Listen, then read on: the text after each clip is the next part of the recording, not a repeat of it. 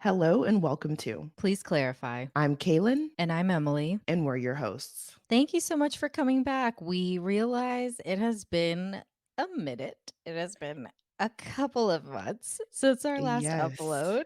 So if you're listening to this, we appreciate you returning after our unexpected hiatus. literally. Thank you for being here with us. We appreciate that. Yeah. And, speaking of that, we were kind of trying to think about how to structure the rest of the season because we realized we kind of just stopped halfway through. And hmm this episode, basically, we wanted to let y'all know what we're doing and what our plans are for the rest of the season, just so that there's a more official pause. So, Kaylin and I decided that we would have this episode where we're going to be talking a little bit more about our inner relationships and our relationship to ourselves. This will kind of serve as the last episode of the first half of this season. And then we're going to take some time for the rest of the year to record episodes for the second half of the season. And that will come out probably in the early part of 2024. We figured it kind of made the most sense to break up the season in this way because we wanted to kind of round out everything we were doing without completely starting over in a new season and having it just kind of stop very abruptly. So we're trying to be intentional about the pause. Yes. I think Emily and I realized that during the summer, while we are obviously excited to do the podcast and like trying to make it happen, we just have other hmm commitments and live life. And I Yeah. think giving ourselves the space to breathe and to intentionally create this pause gives you, the listener, some structure in terms of when we'll come back and helps us be accountable, but also gives us room to be human and do the things that we need to do. So we appreciate your patience as we figure this out. Yes. I feel like we sound like an email. I Like the end love of the email. this. Yeah, please clarify. That is the inspo. Thinking about our relationships with ourselves, thinking about our relationships with our community, and kind of how we can maintain a healthy commitment, not only to our relationships. I know last episode we talked a lot about the glorification of romantic love, Romantic we love. talked about platonic intimacy, we talked about a whole lot. But Emily and I thought it was really important to also talk about our connection with ourselves. And I think, particularly as people who were raised to be very independent, people who were just really raised to do what they got to do, I think Mhm.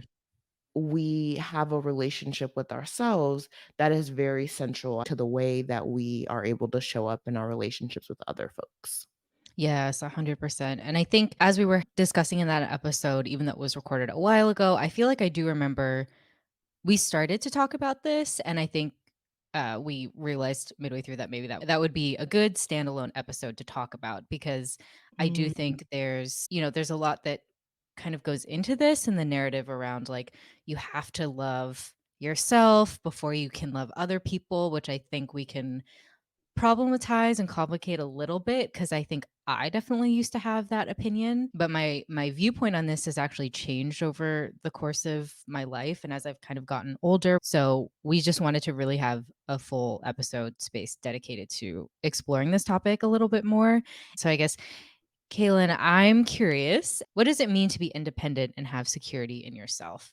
Tell me a little bit more about what independence means to you, and even maybe if you're willing to share a quick overview or talk me through like how your relationship to this has evolved and how you became known as an independent person. yeah, I think when I'm hearing you talk, my brain is automatically going to, wow, like what does it mean to have been socialized as an independent Mhm, child, as an independent adult? And it's probably because I talk to my clients about this all the time. I'm like, yeah, it's amazing to be independent, but like you need to be in community and you need mhm, to have support. And so I think what independence has looked like for me is honestly doing a lot on my own, figuring out life on my own.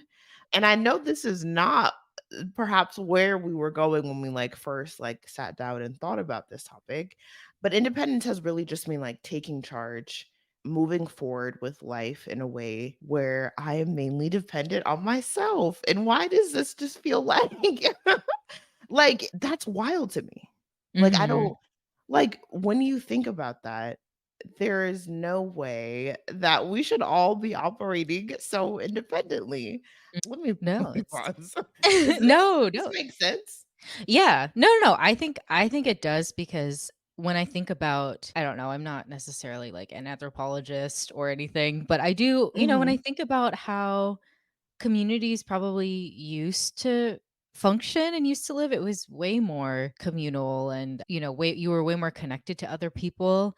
It's interesting to me that over the course, at least in the United States, and for as we always name like white Western culture, it's so interesting that what it means to be an adult and grown up, but it feels increasingly isolated and isolating. It's interesting because I think when I was younger, and maybe even still to a certain extent now, I really valued independence as like I associated that with being an adult. I associated that with people who were, like had their stuff together. They knew what they were doing. They were kind of like I don't wanna say, like, boss babe, but, like, they Uh, had they had yeah. their stuff together. They were like, "This is my life. I have full control over it."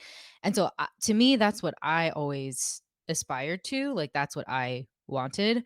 But I think that as I've gotten older, as I've really started to rethink and prioritize and wanna make sure that I am pouring into my friendships and my relationships and what does it actually mean to be in community and exist like right now obviously my friends and I live all over the place but I think I'm moving towards a place of my new challenge is okay so you've proven to whoever you decided you needed to prove this to that you can be independent right to a certain degree so now my challenge has actually been how can you rein in your tendency to want things done in a certain way or a very specific way and how can you make compromises basically with I guess I'm thinking of this because I recently moved in with my partner and I Mhm. used to live alone. So I used to, everything that had to get done, I was doing it. And part of that was terrible, right? Because sometimes you're like, oh, I really don't want to do anything. Mm, I wish there was someone here who can like cook or like help me clean or something like that. literally. But then, like, moving in, I think what I've had to get better at is being like, "Okay, now you are coexisting again in a space with somebody.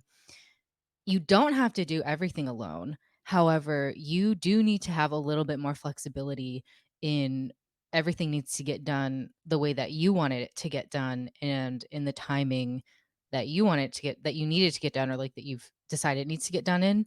Mhm. And reining in my kind of hyper independence tendencies. Like you need to like let go a little bit. The new place that I'm at is what does my relationship and independence look like as I move into a phase of life? I wouldn't be opposed to living with friends again at some point, but like what does it really mean to live together and kind of share a life with other people, like not just Mhm. romantic partners, but your friends? And I think that's been something that I've been trying to think about as well. So, when you were talking about your relationship to independence, was that something that you have always felt? Like, have you always felt like more mature? Was that something that you felt was put on you? Like, talk me Mhm. through that a little bit more. How much of it was like Mm. feeling external pressure from other people that forced you into this kind of hyper independence? Yeah, I think that's a great question. I think I am very particular in saying like I was socialized in this way because I don't Mm, think children like very naturally are not like independent. wired to Hmm. be independent. We are very much wired and created to be dependent on our caregivers. And I think for me, the hyper independence definitely comes from like both of my parents were working when I was Hmm. an infant, a toddler. My mom was going back and forth to Kentucky, and my dad was raising me in Michigan. And it was like she was working in Kentucky and she was working for one of the automotive companies, and they had a plant out there that she was like trying to get up and running. So I've just like naturally not even naturally. See, it's so common to be like, "Oh, Yeah. I'm just naturally this independent person," or "I'm just naturally such and such way." But I think to your point, like, I was very much raised to get it done, and I think especially when it comes to, like, school age, I went to so many different elementary schools, just Mm, trying to find one that would be helpful and would be supportive to what I was looking for my educational needs. And so that as a child is you are thrown into this new environment. It is up to you to figure out how to Yeah. get help in this environment. It's up to you to make friends. It's up to you to like adjust. And I think Mhm. that transition coupled with me being the eldest child, like there are Mm. just roles that are created for us in our families that we become accustomed to playing and accustomed to thriving is not even the correct term, but accustomed to just living in. Mhm. And I think for me, that hyper independence, that mature, that quote unquote old soul, like was Mhm. my personality trait in the family. And so I've definitely carried that with me into adulthood. And I think we mentioned this at some point in our last episode, like I think that comes out in my focusing so much on my career and not really putting a whole bunch of time into thinking about romantic partners because I've just been like, I've been doing this Mm. on my own for so long. I'm so used to doing it like it is normal. But I Mhm. think as I get older, I'm really settling, as you're talking about, really settling into the fact that I would love to be surrounded by community. Like my lease is up in a couple months. I'm thinking about what it means to like live with other people. I think we are Mhm. definitely suffering a loneliness pandemic. I think Mhm. after the coronavirus pandemic, people are just so desperately lonely. The crushing weight of capitalism is just it's so much that I think living in community and being in community and like rejecting this hyper independence is where I hope we can start to Go. move. Mhm. Yeah. Yeah. Mhm. And I feel like, again, we've probably mentioned this too, but I think both of us when we were younger, or even now, I still get this, where people always comment that I seem older than I am, and I don't think it's like Yeah. the mature for your age is one piece, but people have always commented like, "Oh, you seem older than you are, the way you carry yourself." And so that it's interesting as you describe like your role being, first of all, both your parents working quite a bit because that's a reality, that you obviously and they didn't really have any control over, and then also your role as an eldest child because I'm at least with my adoptive family, like, I'm an only child, and so I think for me, Mm. being an only child around 2 adults meant that all of my conversations were had with adults. I mean, obviously, like, I went to school, but, the bulk of my home time, I was around adults. Like, I didn't really have anybody around my age to talk to. I Mhm. became very used to kind of entertaining myself, I guess, because, obviously my Mm. parents would play with me, but, like, when you're an only child, like you kind of just learn to exist on your own. And I think that I don't, so like, as I think back to that, and even now, I am pretty at peace being alone. Like, I don't know. And Yeah. I have really thought about this because part of me is like, oh, are you just saying that to like make yourself feel better because you actually do want people around you and you're just afraid to admit that you want like, a romantic partner, like people around you. But I've Mm. really thought about it and I don't know. I guess maybe it feels a bit hypocritical to say because I do feel really lucky to feel like I have like a really strong community that I love and trust and who I think like I could, we can both show up for each other in the same way. So I think, Mhm. of course, in those scenarios, it's very easy to be like, oh, well, I'd be fine being alone because I'm Heard. not.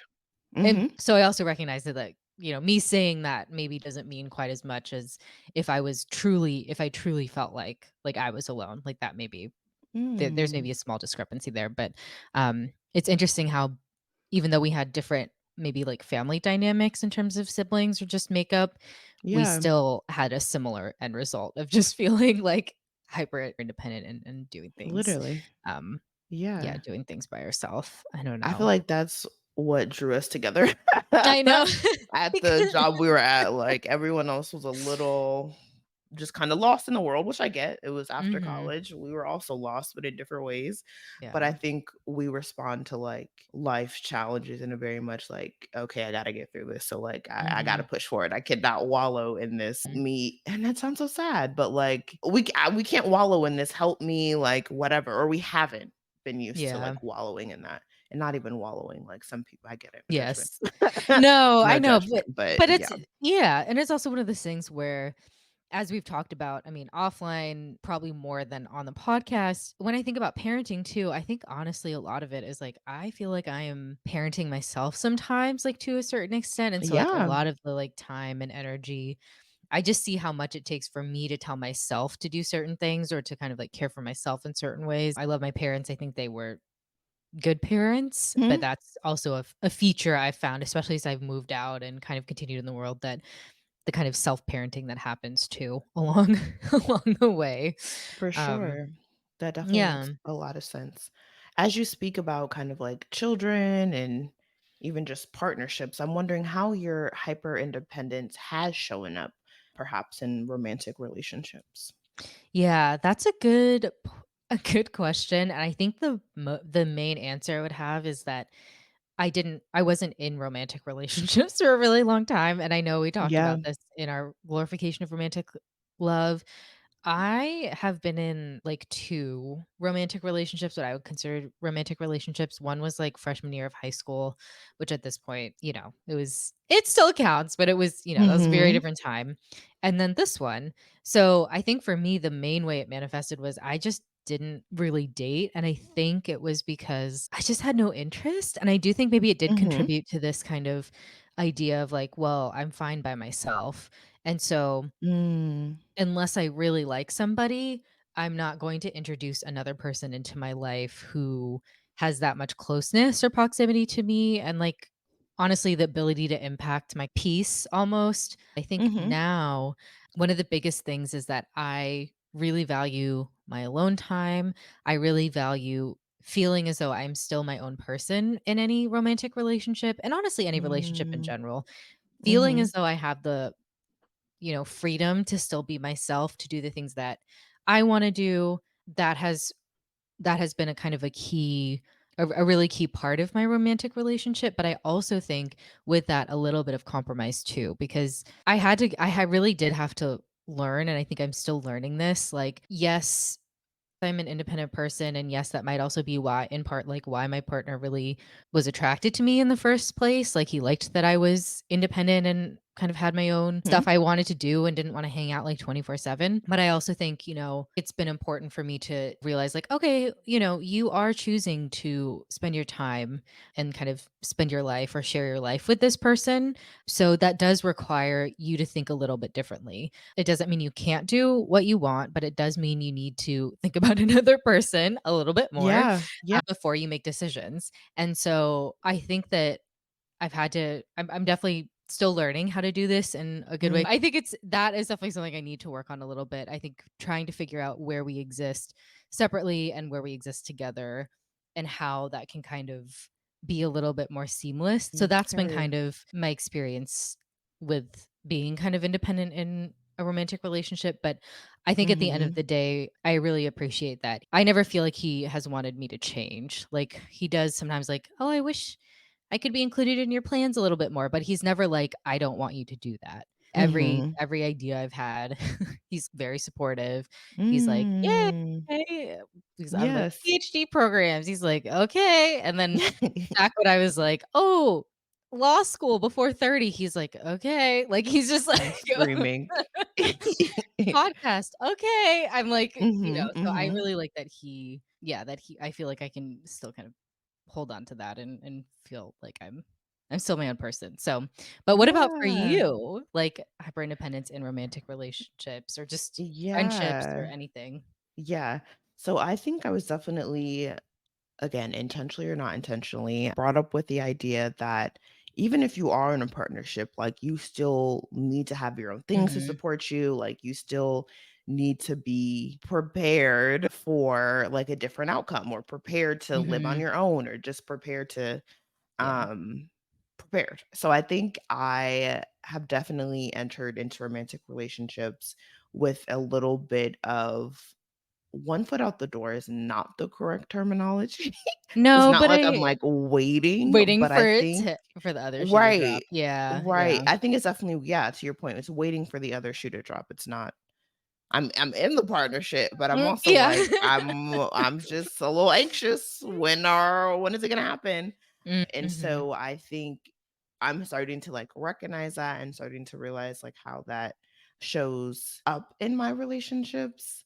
Yeah, I think that's kind of where I am at in in With that. romantic. Yeah. Yeah. I mean, and we obviously talked more about romantic partnerships, but what about with friendships? I know that the dynamic of this might be different because obviously, you know, platonic relationships and romantic relationships can show up a little bit differently, but like has this been something that has come up in any of your kind of platonic relationships, or has it kind of just been maybe why, like in our cases, like why we became friends or like why we were naturally gravitated towards each other maybe?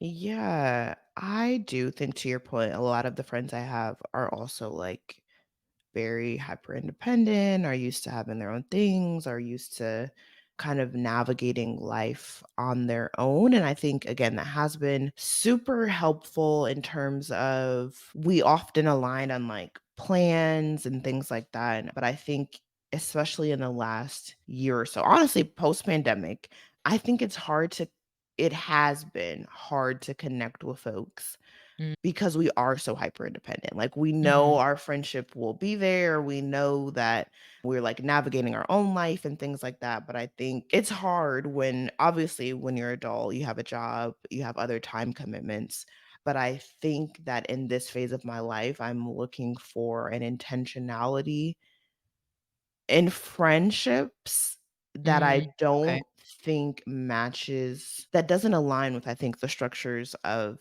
capitalism, and okay. what I really mean by that is our jobs just take up so much of our time, and I think because of that reason, it does make it harder to connect with folks, it makes it harder to just do things, and I think because we are so hyper independent and we're so used to just living our lives, and we say we'll get to our friends when we get to our friends, you look up and it's been a month since you've seen someone, Mhm, and you're like, "What is going on?" Like, I mhm, obviously love this person, I wanna see them, I wanna spend time with them, but I think, again, as we always say, like, capitalism be capitalizing, mm, and so I always extend grace to folks. I know we are all going through our own stuff, I know we all have things to navigate, but I think I'm just expressing the deep loneliness that can come on the other side of hyper mm. independence. Okay, Mhm, okay. mhm. Yeah, Yeah. thank you for sharing that too, because I don't it's it's one of those things where I think part of my tendency towards hyper independence was Mhm. honestly maybe also formed by the fact of, well, if you have yourself, like, you'll never be lonely or, like, you'll never be alone, like, if Screaming. you're really okay with yourself, Yeah. and to a certain extent, I don't wanna say I believe that because I do think that's kind of like a very, I guess, sad way to look at it. Yeah. I am curious for you, how are you balancing, like, we talked a little bit about how you balance it with romantic relationships and friendships, but also I'm curious as you try to lean more into having community, given all of these factors of like people are working a lot, we maybe live in different locations, Mhm. people have their own like maybe romantic partnerships or children or a friend, Yeah, yeah, that's a great how question. this tension between wanting community or wanting to be in community, and then also maybe sometimes feeling like that might not be guaranteed either. I guess this is something that I think about a Mm. lot too. I don't know if that question made sense, but Mhm. how are you how are you navigating that tension between Yeah. hyperindependence and wanting to be in community with people? Yeah, I think the shortest answer is I'm figuring it out. I Sure. think yes, I think especially with folks who, as you said earlier, like I think when you go to college, especially in a state that's different from where you grew up, your community Mhm, is naturally just kind of all over the place. mhm, And I think for me, since I've moved to Chicago and like moved to a new city, I'm trying to build a community here and like trying to at least establish some local connections so mhm, that mhm, the distance doesn't feel as daunting in other friendships. mhm, But I think to your point, as people's life stages differ, as people get married, as people have kids, like I think those are naturally cause like relationships to be reevaluated and priorities to be reevaluated as well. And I do just want to say again, there's always no judgment in like how people live their lives and how we navigate.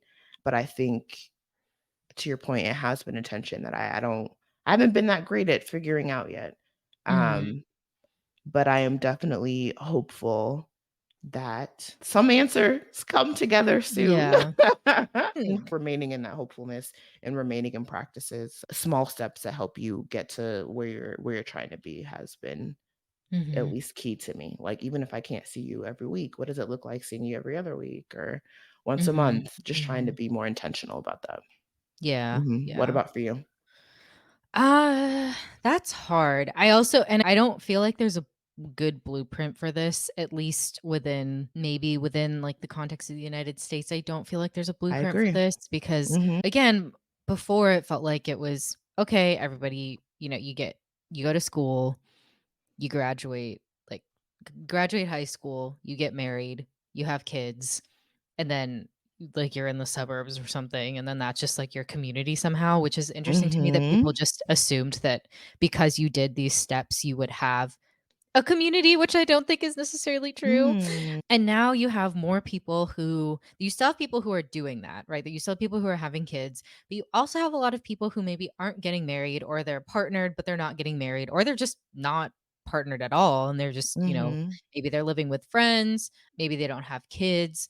And now people are trying, I think, seeing the value of maintaining friendships, over the course of your life, Right. but it's like there's no one's like, "This is how you navigate one of your friends having a baby now." And now, like, but you're not in Mm. a space where you maybe want a child, or that's, like, what your life looks like. So how do you do that? And how do you also, to your point, extend grace on both ends, I guess, because, like, Yeah. the capacity of a new mom to, like, check in and show up as a friend as maybe they could Right. before is just limited, and so you have to be okay with that relationship looking a little bit different, um, at least for in theory, it would actually be for, like, the rest of your friendship because their life has fundamentally changed, and, like, are Agreed. you okay with that? That is something that I'm also trying to, like, work through, especially as we've talked about this before, but, like, being, like, the perceived strong friend, the friend who has everything together, who maybe makes it look easy, um, and then feeling like sometimes the burden or responsibility of keeping these, like, friendships or things going, and I don't say it because I don't, like, enjoy playing that role, I guess, Heard. Mhm. but it is a consideration, right? Because you're like, "Okay, if I'm taking the time," like, as you said, we're all very busy with work, with other things. I'm taking the time to check in with people, and so it is sometimes when you're like, if it's not reciprocated in the same way, it can feel a little bit like, "Dang, like, maybe I'm the one who's trying to make something happen when it just, like, isn't going to." It's an interesting I don't know. So I think that is a tension that I feel sometimes of, like, Mm. yeah, like, wanting to extend grace, obviously, as people are in different parts of their lives, as people are doing different things, but I do think that's why, again, you and I maybe, like, gravitated towards each other too, because Mm. for a different, like, there's a mutual level of intentionality in trying to maintain our friendship, which is funny because this episode started as, like, a relationship to self, but I do think, that's Mm. ultimately bound up in our relationships with other people too. So I think Yeah. that's also something I'm trying to, like, work through, because it's easy to just be like, "Okay, well, then if this doesn't feel reciprocal, like, like, I'm gonna dip from this friendship." Mm. And so that's the hyper independence part of me that I think sometimes I need to fight. Heard. Yeah. Yeah. Yeah. Yeah. I love that. I love that. And I think to your point, the intentionality is honestly what a lot of this comes down to. Like, not only intentionally like talking about how our relationships with each other is going to look like, I think also intentionally recognizing when our response patterns are things Mhm. that we're used to doing. Like, to your Yeah. point, when we're acting in a way that's we're like, oh, do I actually want to be alone at home on this Friday? Or Mhm. am I just saying this because like no one's available? Or am I just doing this because I reached out to several people and they haven't responded yet? Mm. To your point, intentionality is really what I think this next level of relationships, these next phase of relationships are going to look like because so many of our lives are shifting Mhm. each day and the demands on them are shifting all of the time. Yeah, and Yeah. I don't have an answer for navigating that phase as your friends start having kids and you might not. I will try and, if any wisdom arrives, I will try and Mm. share, but I think for me, that is going to be the next phase of what this looks like. Although to be honest, Mm. I only have, like, one friend, one closer friend, I would say, who recently had a child. All of my Mhm. other friends, some are married, I know some want kids, but most of them don't. So this is a very new kind of phase, Ah, so that I think heard. we'll be navigating. I am Mm. curious, your relationship with yourself, Mhm. how do you nurture that? Mhm. What does that look like to you? Like, I'm just imagining another Kalen, I don't know, maybe, like, sitting on sitting on I'm your screaming. shoulder, like, She's tired. visually, yeah, like, She's resting. visually, She's taking a who nap. I but love yeah, that what does that question. look like? Yes. Yeah, yeah, yeah. I love that question.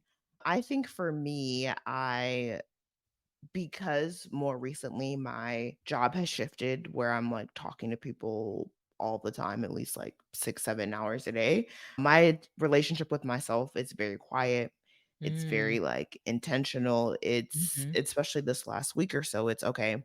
We're not going to even watch TV during the week. We're not going to really get on mm, social media. Like, okay. because my time is so much spent trying to support other people and what they're navigating, I'm like, let us spend some more intentional time being quiet. So when I Mm, come home, I might listen to a podcast, might listen to an audiobook, might listen to some music, but really gives me time to decompress and get in touch with my thoughts and what's going on. I haven't had as much time over the last couple of months to do that. And so I've really yeah, appreciated the routines that I've developed there. Cause I think to your mm, point, getting lost in the day-to-day is so easy, mm, but trying to slow down and recognize, like, what do I actually think about XYZ? Or like, how do I actually want to show up in my life? We're not sitting down and thinking about that all of the mhm, time. So giving myself space to do that has been incredibly helpful the past couple of weeks. good. Um, I love more that for recent you. Yes, yes, yes, yes, for sure. More recently, what has your relationship with yourself looked like? That's actually a good question. I think it's been a little more, I don't know if stern is the right word, but I do think, Disciplined? yeah, maybe disciplined, although I'm, like, thinking about if I was actually disciplined this week. But I do Mm, think my relationship with myself, or maybe my inner voice is maybe a better way of phrasing it, but lately has been a little bit more disciplined, a little bit more kind of asking larger questions. I think as this year has passed, it's been okay. You talk about how you maybe no longer watch television during the week or like go on social media. Sometimes I do have to like pause, and when I'm in the middle of doing something and I'm like, okay, is this actually what you want to do right now? And it's fine if the answer is yes. If the answer is like, yeah, I actually do want to be watching TV, or I actually do just want to be scrolling on Instagram or something, right? But if the answer is actually no, you allocated this time to do something else that you know you wanted to do, then I kind of try to interrupt my habits that I find I myself love just that. naturally I going love that. into, Mhm. and really just in a loving way asking like, "Hey, is this really what you wanna be doing right now? Is this what you need to be doing right Mm. now?" And so I think for me, that's been that's been something that's been on my mind a lot more. And so it's this kind of like radical responsibility type, relationship I've had with Yes. myself. Yeah. I Um, love that. so that inner voice for me is very much, apparent. But I also think lately I've been trying to be Mhm. a little bit better at working through or silencing the, like, inner critic too, because I think Mm.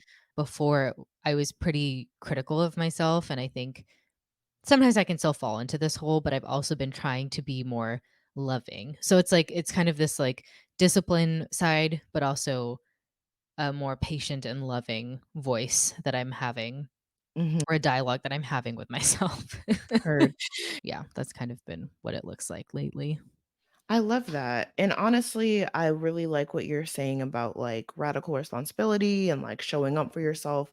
Cause I Mhm. think we can often get upset when our like needs aren't being met, Mhm. or get just agitated, even if we don't have like an emotion to name at the time. Mm, When we feel like we're just drained or we're just giving so much and mhm. life or people, our friends, our partners, whatever, aren't giving us what we need. And to your point, like we are responsible for ourselves. There is no one else who is responsible for us and the way that we are. And I think it's really coming to mind because I'm working with several of my clients on like discovering their needs and like figuring out how to create a life that works for Mhm. them. And we're not sponsored in any way, Mhm.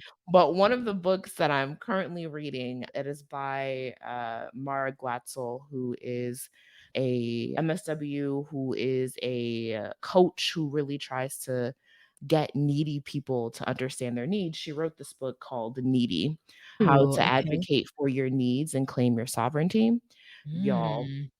this book is amazing. Like, this book has really, in reading this with my clients, this book has really made me think about how I show up for myself and how Mhm. I'm accountable to the things that I need and the life that I want to live.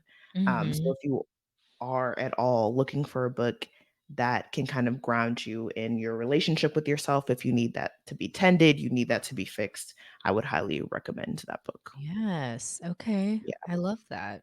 So, with that said, I think we normally at the end of our shows do what do you need clarity on, really seeking like we ask each other, please clarify. But I think to your point, we've named a lot in this episode that we are continuing to seek clarity on and continuing to just uncover. And so I'm wondering if you're okay with us just kind of ending here and letting folks marinate on Yes. what they're seeking clarity for and seeking understanding in their own relationships. Yes, I love that. I think everyone take some time, whether that's after this episode or at another point in your day, your week, your month, whenever you're listening to this, to check in with yourself, nurture that inner relationship as we kind of talked about, or nurture the relationship you have with yourself as we were talking about in this episode. And we are really excited for us to take kind of a little bit of a pause here and come through with some more episodes that we will release in the coming months. So we're excited. I We don't are know. excited. Yep. Yep, I'm yep. excited. And with that, we will See you when we see you. see you when we see you. Bye. Bye.